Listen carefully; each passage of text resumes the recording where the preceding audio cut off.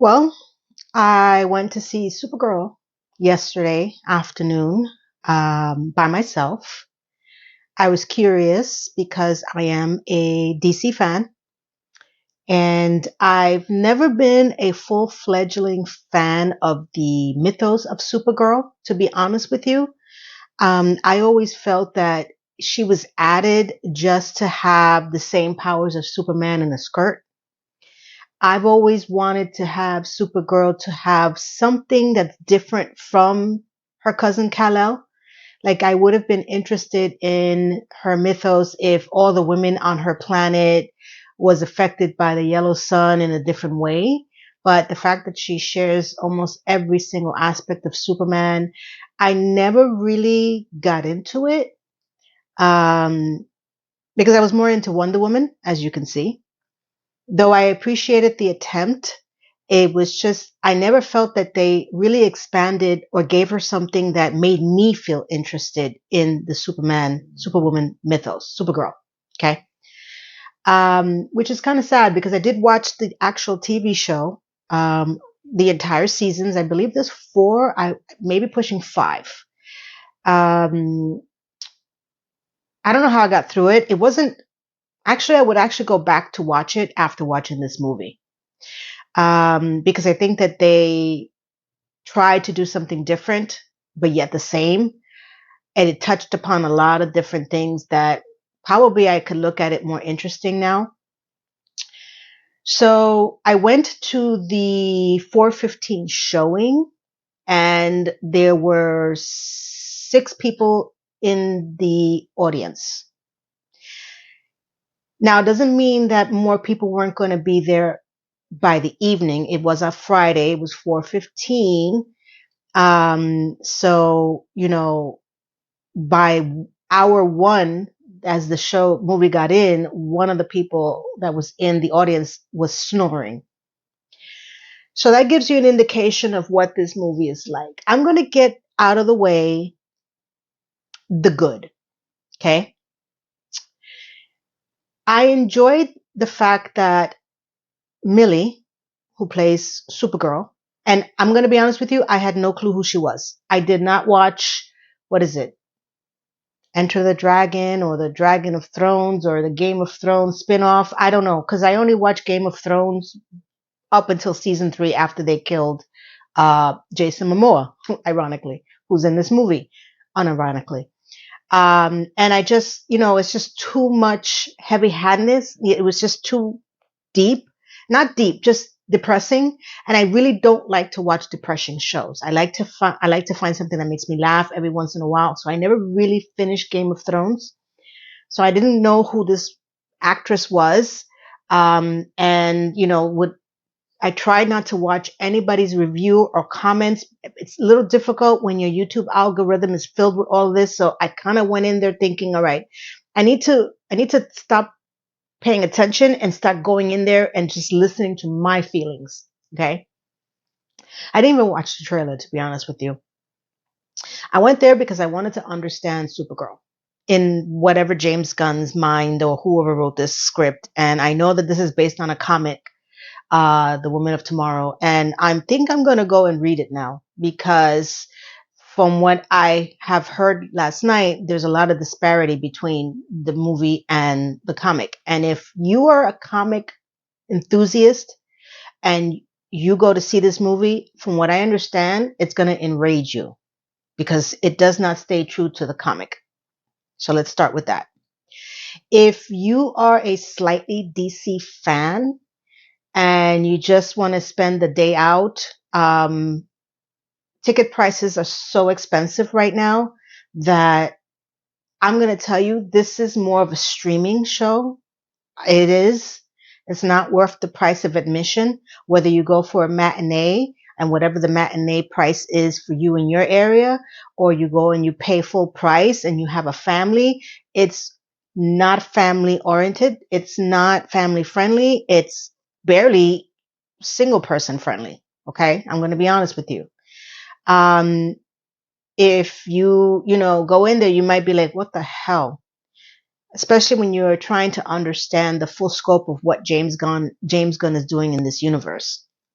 If you have absolutely no clue what the hell is happening and you just want to go out and spend the day and watch a movie that's not Toy Story, um, you're going to have issues with this film as far as the way it's filmed. And you may still get out of there be like, I have no clue who this chick is, pretty much. So because I've watched the TV show, I never watched the movie of Supergirl in 1984. Again, because I'm not following this person. So the good, I liked the fact that Millie actually is a good actress.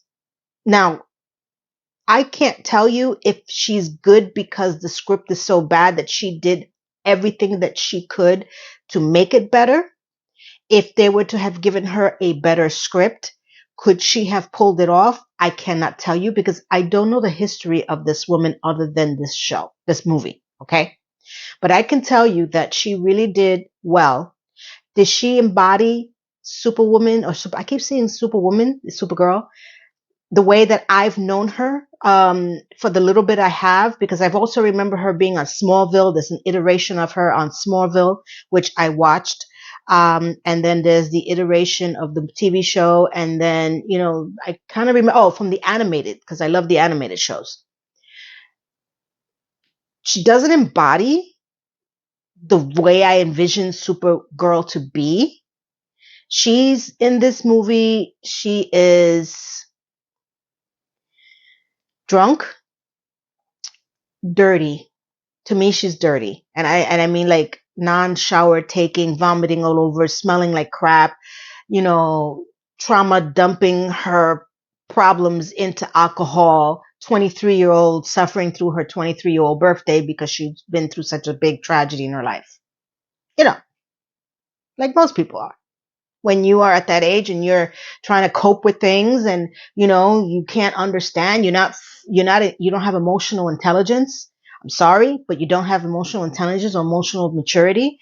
You're just trauma dumping on whatever person or thing or act that you're doing, and it's like it's woe is me, and it's like pretty much she's acting like a 23-year-old kid. Sorry, but not every child is like that. Not every person at that age is like that, but she represents a lot of people at that age that I could remember. Okay. And I can understand the drinking to an extent. They start off with the scene where she's in a very dirty place. She's in on her ship. Crypto's there peeing on the newspaper that happens to have Superman's face on it, which pissed me off because it's like, dude, you just spent all this time with Superman and now you're pissing on his newspaper, and it's just a dirty aesthetic that I don't feel embodies what I envision a super anyone to be. Okay. So I was like, yeah, okay. She doesn't seem to shower. She's always getting drunk. She's going to red planets because she knows that the yellow sun was the one that gives her the strength, and the red sun, peels away from her strength, and she can feel things and drink and get drunk. And I'm like, and I'm not getting an understanding of what's happening only because I know that Superman does make an appearance and says, oh, this is your 23rd birthday, and she's out celebrating. Okay. So they open up with that. All right. So she's pub hopping on planets that to me all look the same. So the only thing I can say about being good is that when she is fighting, and let me start off by saying when she is fighting, I like the fact that she was kicking butt in her own movie. Now, they did have to downgrade her, which is understandable. Like you can't have an all, powerful being. Otherwise, what are we doing here? Like, they're not gods. I'm sorry to say. They have to have a weakness, right? Whether it's a planet, it's a kryptonite, it's whatever it is, everybody else has a weakness to, right?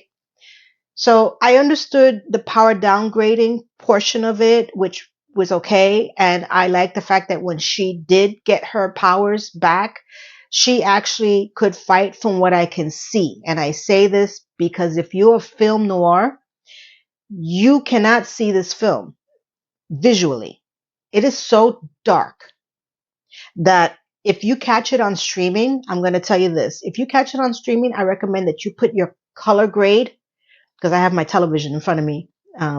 You have to put it on the highest level of light to even get a better clue of what's happening in some of the scenes, which is sad because I think that she actually did some good fight scenes. I'm like, well, finally, a super person that's actually getting, they're getting some kicks in, unlike the Superman movie with, David Cornsweet, where he was getting his ass handed to him all the time. I was like, all right, that's different. Okay. But that was very small in between because I was literally in a huge screen and I'm still like, what is happening? I can't tell, like there has this horrible, horrible color grading. Like I couldn't even understand the planets they were. Like literally when the guy was snoring an hour in, I was checking my phone. I'm like, how much more time do we have in this film?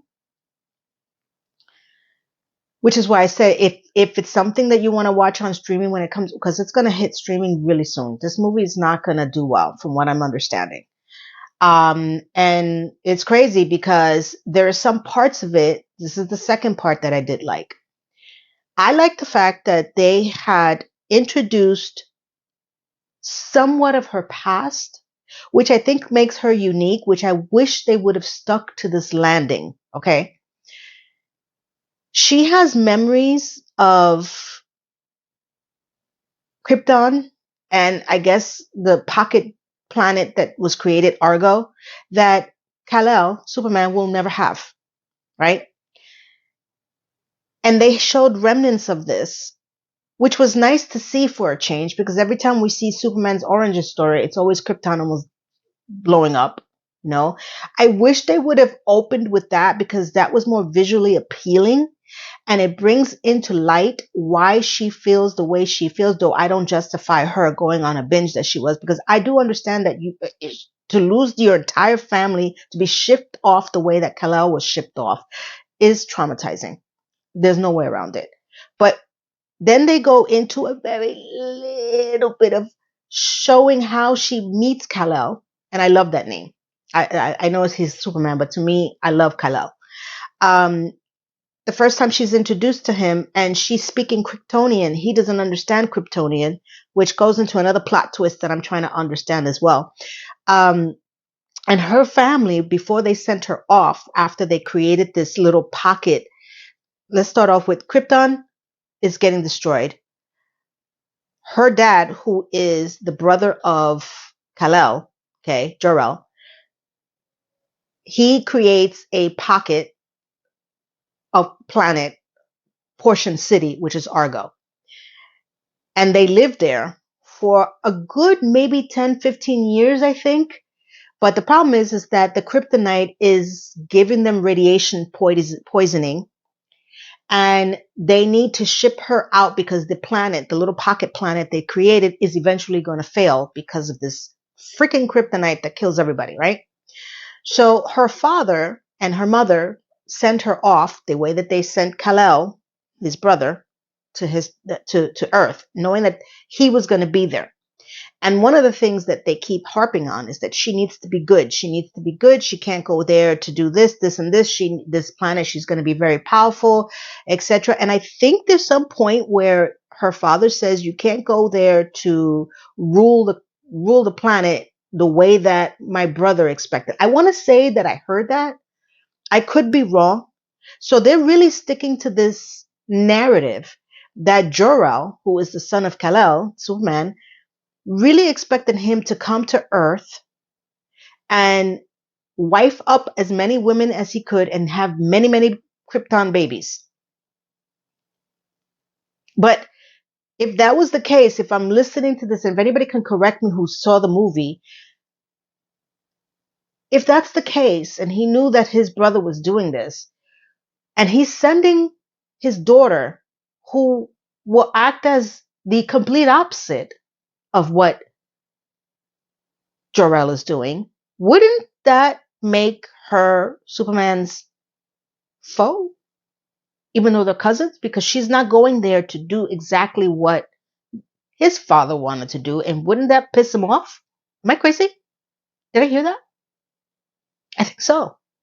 So, and the fact that she spoke Krypton, yeah, she lands and they show this one moment where she's trying to become integrated with Kal-El's life on Earth. She's listening to music, Crypto's there, and then I don't really see her suffering. She just says this cannot be home because it's too much noise. Like there were so many things. This should have been a Supergirl origin story. I'm going to be honest with you because they could have leaned on the fact that her father expectations and her mother's expectations to sending her to Earth were completely supposedly different than what Jor-El wanted to send Kal-El for. The fact that Kal-El didn't turn out to be that way, and his parents' message, couldn't she figure out what they were saying? Because apparently she stayed on Earth and then she broke out. Like I'm so confused with this timeline because then I go start digging in. I'm thinking, wait, hold on. So she landed on Earth. She got pissed off because she couldn't understand Earth.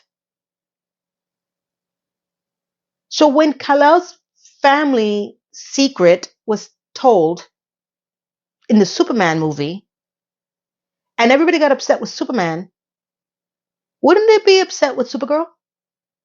Is she not known in this universe?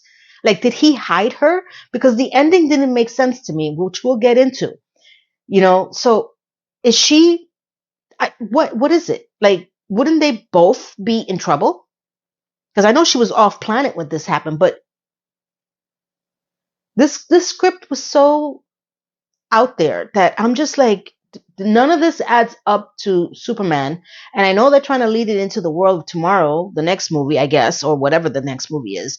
But this didn't need its own origin story on the big screen, to be honest with you. If this is the way that we're going to make the script, if they would have probably copied where the comic was going, maybe they could have done better. Because I'm going to tell you something, whether it's an $8 ticket or $11 ticket or $25 ticket, this is not worth the ticket price.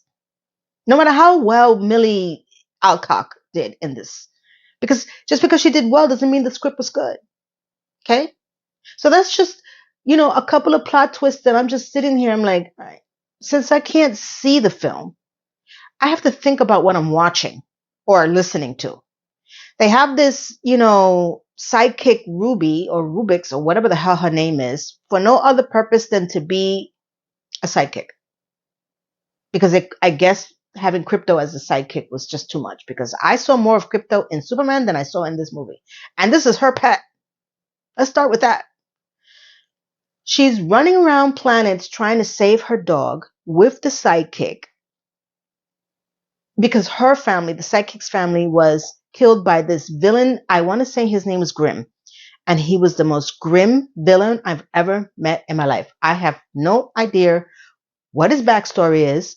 I have just a snippet of that. He collects girls for his planet to be brides because he wants to keep them all male on his planet. I'm going to say literally that's what I can recall. So I don't know what he does with these women after they give birth to their boys. I'm presuming kill them, because he has no hesitation on killing other people, other women and families. He kills this Ruby girl's family right in front of her. She goes on this side quest to avenge her family's death and attack this guy. And when I say guy, I use the term loosely. And she falls ass backwards into Supergirl. And she asks Supergirl to help her, and she refuses to help her until this grim person attacks her dog and takes her ship. And now she's willing to help them. I'm like, okay. So why am I liking Supergirl again?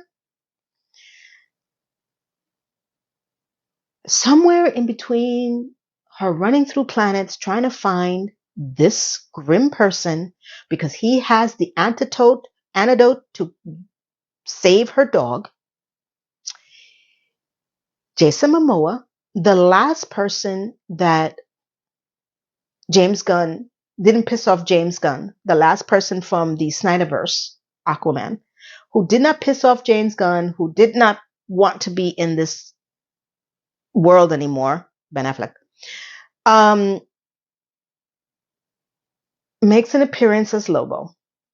And when I say appearance, I can probably clock it at 7 minutes. Now, I've never been a fan of Lobo. I've only known Lobo through the animated TV show, Justice League. I want to say Justice League Unlimited, or I can't remember, but I know it's either one of the Justice League TV shows or animated movies. I have never been a fan of Lobo. I can give a furry rat's behind if Jason Momoa looks like him. I think it's an actual downgrade from being Aquaman. They give she Supergirl tells Ruby a short exposition of who Lobo is. He apparently killed his entire. He's a godlike creature who killed his entire planet, the people in it. So why do I like this guy? I've seen him in the comics, not the comics, but the TV show, and he as annoying as he is in that animated series, he's questionable in this one. I personally don't think that this was an upgrade for Jason Momoa. I think that he needed a paycheck because he's the last standing remnants of, the Snyderverse. I don't know where they're going to go with this cat. He ends up in a situation with Ruby where she gets jailed from Grimm. He captures her. I honestly can't tell you if I remember how he ended up in jail and how did this Grimm guy who caught this godlike creature who is Lobo and puts him in the same jail as Ruby. I would have to see it again, and I'm not going to pay another ticket price to see it again. I'm going to wait to see it on streaming where I can relax and skip through some of the things that I even have to tell you. I was like, all right. I was like this. I was like, freak. I don't have a remote. Literally, that's how I felt. I was like, damn it. I don't need to see this. This is boring. So other than the fact that I was appreciating the fact that she was giving some exposition of her past, I think they could have started the movie like that in order to drive the narrative of why she's drinking, pub hopping, getting drunk. She starts to vomit. The girl says, "You smell like she just looks dirty and unwashed and unkept." And it's at some point that you're just like, girl, it's not a look, not neither for a man or a woman. And I was like, all right, even though towards the end she winds up getting cleaned up because she wears the Supergirl suit and, she kicks ass and stuff like that. And I was just like, I don't understand the fascination with this script from the writer's perspective and from James Gunn and bringing this into the world. Like, okay, I've seen this before. Superpower goes down, almost dies, finds a way to get revitalized, and then ends up kicking butt. There's a quest, normally a sidekick, and then some crazy shenanigans happens, whether it's someone else that comes to help, like everybody in the Superman movie, which Superman needed Crypto's help, Mr. Terrific, Green Lantern, Hawk Girl, and there's like 50 monsters. And, I can say that other than not having, I was going to say not having, there was another part that I did enjoy, which was hilarious. And it wasn't because I enjoyed it because it was good. I was just looking at this. I'm like, all right, the aliens that are in this movie. Oh my God. It is almost every version of an alien that I've seen in Star Wars. Think of the Star Wars pub. And all those crazy looking aliens. They're pretty much represented in this movie. And if you look real closely, some of them are from Star Trek. Seriously. I was like, what? Hey, I know that guy. Looks very familiar. I laughed at that point. I was like, oh yeah, this is Star Wars / Star Trek aliens. That was funny. I did not feel anything for the side quest, her avenging her family, because she gave me no emotion other than I'm here to avenge my family with my family sword.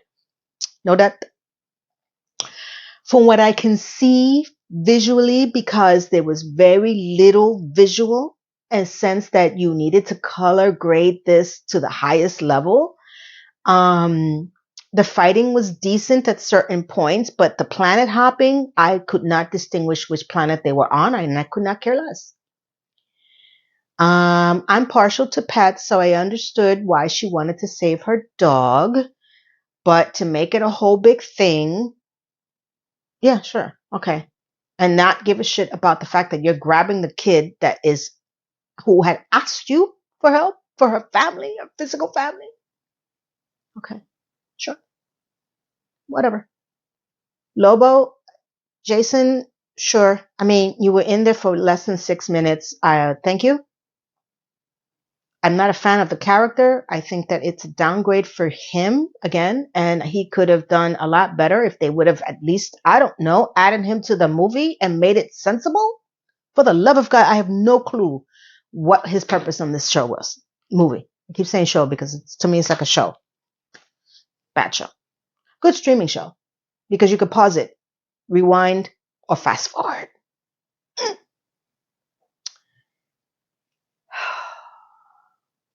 I would like to know a little bit more of this planet Argo. I know Kandor. I know the story of Kandor again because I follow Superman. Um, I like to understand how this is all going to play in the next iteration of Supergirl and Superman in the world of tomorrow or Man of Tomorrow, whatever the hell they're going to do. For me, I'm a single person, one ticket, small popcorn, little bit of juice. I was all right. Did it break the bank? No. Would I have taken a family and paid for all that? No. I would have been pissed off. It was exhausting at some point, especially when you hear people snoring and there's only 6 people or 7 people in the audience.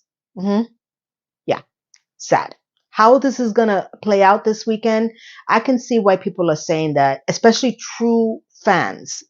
Like they know what what this movie is supposed to be based off of.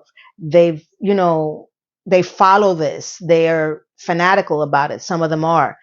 Do I feel that after watching so many people review it, I don't know who's being true in the sense that some of it seems performative to hate it, with understanding that there is a level of, I wouldn't go far as, making these horrible memes about Millie and her face and her look and, the actress herself. Like, to me, that is just the performative part of it.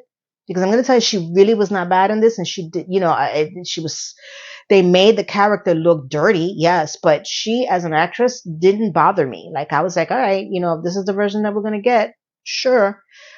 I understood the ending, though it's contradictory to the comic. I understood. So just so you know, spoiler again, like I'm spoiling this whole movie. Ruby, the sidekick, wants to kill Grimm because he killed her family. Understandably so. Got it. Supergirl wouldn't let her do it because she feels that it will break her soul. It will be a stain on her. She will never get over it. It's not worth it. You need to live your life, blah, blah, blah. Nice words. So what happens? She stops her from killing Grimm,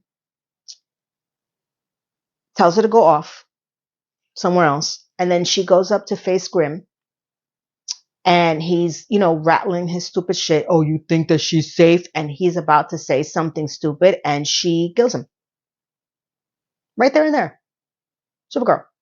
Now, I heard a lot of people bitching and complaining about this, and I'm going to tell you something. I understood that ending. Why? Because she wanted to save the soul of Ruby. Though, I don't know why she never really got attached to her, but I understand why she did it. Okay.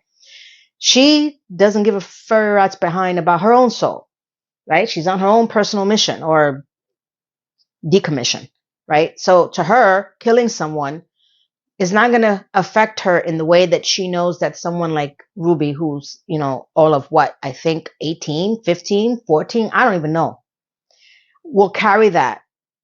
For her, Supergirl is like, yeah, I'm not her. So she kills him. Now, apparently this is very contradictory. And I'm probably going to have to read the comic to understand. But I got it. I was like, all right, he was disgusting. Sure, doesn't justify killing. But at this point, everything I've seen from Supergirl, she could not kill us. Like, she will hunt you down like a puma and rip you into pieces like a gorilla.